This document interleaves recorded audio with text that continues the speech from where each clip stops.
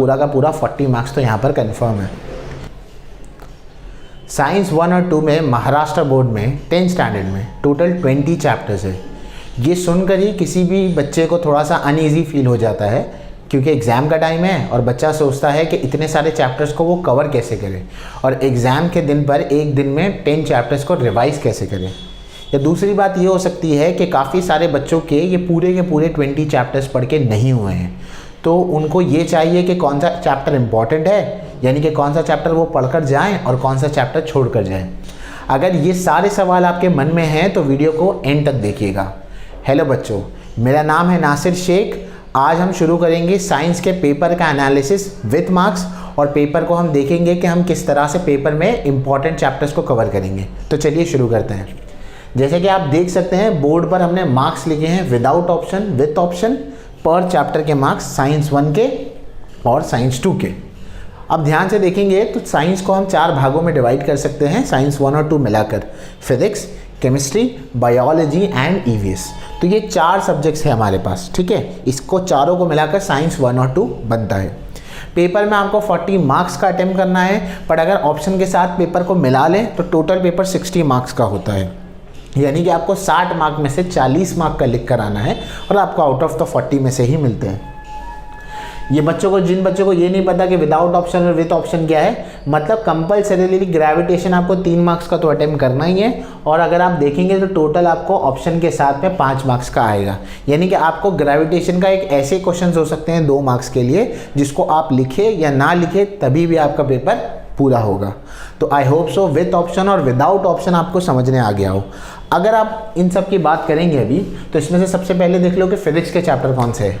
Gravitation physics का chapter है, periodic classification तो केमिस्ट्री में आता है, केमिकल रिएक्शन भी केमिस्ट्री में आ जाता है, करंट फिजिक्स में आ जाएगा, हीट केमिस्ट्री में आ जाएगा, ये फिजिक्स में आ जाएगा, लेंसेज फिजिक्स में आ जाएगा, मेटलर्जी केमिस्ट्री में आ जाएगा, ये केमिस्ट्री में आ जाएगा, और इसे आप फिजिक्स में ले लेंगे, ठीक है। तो इस तरह से आपके ये चैप्टर्स क्या हो गए, डिवाइड हो गए। अब इसमें सबसे आसान चैप्टर जो आपको पढ़ के जाने चाहिए और कभी नहीं छोड़ने चाहिए, उसमें से सबसे पहला मैं बोलूँगा कि ग्रेविटेशन, क्योंकि ग्रेविटेशन हम में से कई बच्चों का जो है वो स्टार्टिंग का चैप्टर होता है तो हुआ ही होता है। ऐसा है कि मेजॉरिटी बच्चे उसको पढ़ते ही हैं। तो ग्रेविटेशन, हाँ माना कि इसमें न्यूमेरिकल्स बड़े बड़े हैं, तो अगर आपने न्यूमेरिकल्स अभी नहीं किए तो उसको रुक जाएं, न्यूमेरिकल्स को ना करें, बट एटलीस्ट उसके कॉन्सेप्चुअल क्लैरिटी को तो लेकर चलें और उसको कर लें ज़रूर। अगर आपको लगता है कि आपको न्यूमेरिकल्स करने हैं तो न्यूमेरिकल्स के सारे लेक्चर्स रिकॉर्डेड है, इंपॉर्टेंट न्यूमेरिकल्स भी रिकॉर्डेड है, तो आप उसको देख सकते हैं, लिंक आपको डिस्क्रिप्शन में मिल जाएगा। अब इसके अलावा मेरे ख्याल से दूसरा सबसे आसान चैप्टर जो आपके लिए होगा वो है पीरियोडिक क्लासिफिकेशन। अगेन, क्योंकि अगर आपने पीरियोडिक क्लासिफिकेशन को सिर्फ पढ़ना है आपको, और आपको समझना है कि ये कैसे कंप्लीट हो सकता है, और इसमें पीरियोडिक ट्रेंड्स क्या है, और रेडियस, आप लेफ़्ट से राइट जाएंगे तो एटॉमिक रेडियस बढ़ेगा कम होगा, टॉप से बॉटम में जाएंगे तो क्या होगा, मेटल से नॉन मेटल की तरफ, इलेक्ट्रोपॉजिटिव की तरफ, इसमें से मेन बातें कुछ ये हैं। तो इसके अंदर कोई न्यूमेरिकल नहीं है, तो ये कर सकते हैं। इसके अलावा स्पेस मिशन जैसा एक चैप्टर है, इसे आप कर सकते हैं। इसके अंदर न्यूमेरिकल्स तो है, बट वो भी, हाँ कैलकुलेशन इंटेंसिव थोड़े से न्यूमेरिकल है। ग्रेविटेशन जितने कैलकुलेशन इंटेंसिव न्यूमेरिकल नहीं है, तो आप इसे भी कर सकते हैं। तो ये हो गया एक चैप्टर। अब इसके अलावा इसमें जो चैप्टर्स आते हैं जो आप इसमें से प्रिपेयर कर सकते हैं, तो करंट है, ये आप कर सकते हैं। ऐसे चाहे तो हर एक पर जाओगे तो अलग अलग अपने अपने सारे के सारे अलग अलग रूल है। काफ़ी बच्चे मेटलर्जी छोड़ देते हैं। अभी सवाल आता है कि मैं अगर चैप्टर छोड़ दूंगा तो क्या होगा, क्या मैं पूरे 40 मार्क्स को स्कोर कर पाऊंगा। फॉर एग्जांपल आपने ग्रेविटेशन कर लिया तो ये 3 मार्क्स आपके यहाँ निकल गए, पीरियोडिक क्लासिफिकेशन कर लिया तो 7 मार्क्स यहाँ हो गए, स्पेस मिशन कर लिया तो आपके 10 मार्क्स यहाँ पर हो गए, है ना। पर उसको विथ ऑप्शन देखोगे तो देखो कितना होता है, तो पूरा ग्रेविटेशन करके आओगे तो 5 मार्क, और पीरियोडिक क्लासिफिकेशन करके आओ तो 6 मार्क्स। 5 और 6 कितने हो गए, 11 हो गए। 11 और 5 करेंगे तो आपको कितने हो जाएंगे, 16 मार्क्स। तो यहीं पर आपके 16 मार्क्स तो हो गए। इसके अलावा अगर आप करंट को देखेंगे ध्यान से, तो करंट 7 मार्क्स के लिए, तो इसको तो छोड़ना नहीं है, तो 16 और 7 को मिला लो तो कितना हो जाएगा, 16 और 16 मिला लोगे तो 32 हो जाएगा, सॉरी 16 और 16 मिला लेते हैं तो ये 12 हो गया, यहाँ पर ये 22 हो गया। अब इसमें एक मिला लो तो 23 हो गया। तो यहाँ पर तो 23 मार्क्स तो यहीं कंप्लीट हो गए। हाँ, अगर आप ये वाला चैप्टर देखेंगे तो ये मैं रिकमेंड करूँगा करने के लिए, तो ये 7 मार्क यहाँ हो गए, कितना हो गया, 30 मार्क्स तो यहाँ हो गए। तो 1 2 3 4 5 चैप्टर अगर आप करते हैं तो 30 मार्क तो आपके यहीं हो रहे हैं। 5 चैप्टर पर 30 मार्क तो यहीं हो रहे हैं। अब 30 मार्क के अलावा कार्बन कंपाउंड जैसा चैप्टर है, ये मेरे हिसाब में तो काफ़ी आसान है, डिलीटेड सिलेबस के हिसाब से जाओगे तो और काफ़ी आसान है।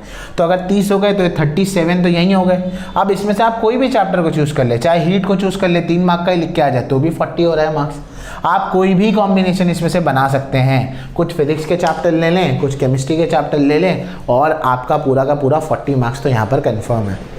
तो आपको डिसाइड करना है कि आपने इसमें कौन से सीक्वेंस से चैप्टर्स को प्रिपेयर किया है। पर एक बात ज़रूर याद रखना, अगर आप किसी चैप्टर को ले रहे हैं और किसी चैप्टर को छोड़ रहे हैं तो जिस चैप्टर को आपने सिलेक्ट किया है ना, तो याद रखना उसका सारा का सारा आपको सारी चीज़ें पता होनी चाहिए। मतलब उसका न्यूमेरिकल आना चाहिए, उसके क्वेश्चन आंसर्स आने चाहिए, उसका textbook question, non textbook question, हर क्वेश्चन आपको आने चाहिए। ये बात ज़रूर याद रखिएगा। तो इस तरह से साइंस 1 होता है जो कि आपको काफ़ी टफ लगता है, पर देखोगे नॉन न्यूमेरिकल वाले चैप्टर तो कार्बन कंपाउंड है, मेटलर्जी है और केमिकल रिएक्शन है, पीरियोडिक क्लासिफिकेशन है। ये नॉन न्यूमेरिकल वाले चैप्टर हैं। टिप्स क्या दूं मैं इसके अंदर, ये तो आपके सामने मार्क्स है, जो उठाना है इसमें से उठा लो चैप्टर और उस हिसाब से उसको अच्छे से प्रिपेयर करके चले जाओ। अब बात करते हैं साइंस 2 पर। तो सिमिलर केस बच्चों साइंस 2 का होता है। साइंस 2 में आप देखेंगे तो हेरिडिटी, लाइफ प्रोसेस और ये सारे के सारे चैप्टर्स आपको दिए हुए हैं। इसमें से ईवीएस वाले चैप्टर्स कौन से हैं? ये वाला ईवीएस का चैप्टर है, ये वाला ईवीएस का चैप्टर है, ये वाला ईवीएस का चैप्टर है और ये वाला ईवीएस का चैप्टर है। हाईली रिकमेंड करूँगा साइंस 2 में, क्योंकि बहुत सारी याद करने की चीज़ होती है। तो साइंस 2 में ईवीएस को ज़रूर पढ़ कर जाएं। क्यों? ज़रा वेटेज देखते हैं ईवीएस का।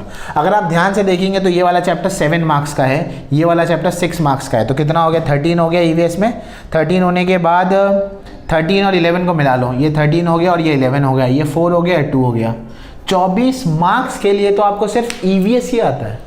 24 मार्क्स के लिए आपको सिर्फ और सिर्फ ईवीएस आने वाला है। तो अगर 4 चैप्टर पढ़ोगे तो 24 तो यही हो गया, 6 मिला लिया तो 30, 16 मार्क्स का बस आपको पढ़ना है इसके बाद। अब ये 16 मार्क्स का आप जहाँ से पढ़ते हो पढ़ लो। पहला चैप्टर तो सभी को याद होता है तो इससे पढ़ लो। 16 और 5 आपका कितना हो गया? 21 मार्क हो गया यहाँ पर, ठीक है ना। तो सॉरी 24 मार्क तो आपका हो गया था, 24 और 5 मिलाएंगे तो कितना होगा? 29 मार्क्स हो गए यहाँ पर। 29 के बाद मेरे हिसाब में आपको ऊपर के दोनों चैप्टर कर लेने चाहिए। 29 में और ये कितना हो जाएगा? 7 7 14 होता है, 13 हो गया। 29 में 13 को मिला लो, 9 और 3 मिलाओगे तो कितना होगा? 12 होगा। ये कितना होगा? 3 और ये कितना होगा? 4। 42 मार्क्स मिल रहे हैं यहाँ से। समझ आ रहा है? यानी सिर्फ आप 6 चैप्टर भी करके जाओगे तभी भी आपका साइंस 1 साइंस 2 जो है वो पूरी की तरह मुकम्मल हो जाएगा। आपको पूरे 10 चैप्टर करने की ज़रूरत नहीं है, पर अश्योरिटी क्या होनी चाहिए? आपको कैसे करना है, आपको सब करना है। अगर आपने पहले से सारे चैप्टर्स पढ़ के रखे हैं तो प्लान को चेंज मत करो, नहीं पढ़ के रखे तो स्मार्ट स्टडी इस तरह से करो। और अगर आपको लग रहा है कि आपको रिवीजन भी करना है, मैंने आधे घंटे से लेकर 50 मिनट के दरमियान में ऑलमोस्ट हर लेक्चर का रिवीजन पूरा का पूरा डिटेल में रिवाइज करवाया है। तो आप वो लेक्चर्स को भी जाकर देख सकते हैं। हर एक लेक्चर का लिंक जो है वो डिस्क्रिप्शन में होगा। आई होप सो ये एनालिसिस आपको पसंद आया है। अगर आपको कोई भी क्वेश्चन हो उससे रिलेटेड तो प्लीज़ ज़रूर पूछिएगा, डाउट्स में पूछिए, कमेंट सेक्शन में पूछिए। वीडियो अच्छा लगा तो बच्चों के साथ शेयर कीजिए। Till then keep studying, bye.